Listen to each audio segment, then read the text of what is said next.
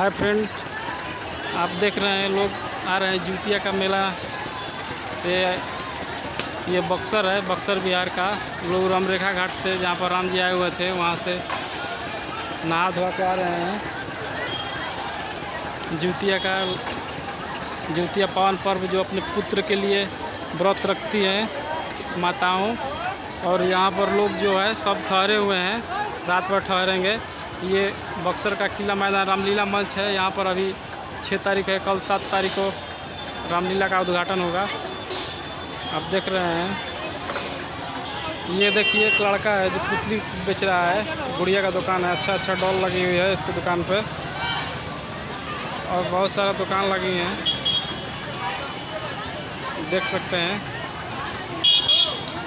माताएं, सारे माताएं जो व्रत की हुई हैं यहीं पर ठहरी हुई हैं, और सारा गाड़ी जो यहीं पर पार्क हुआ है।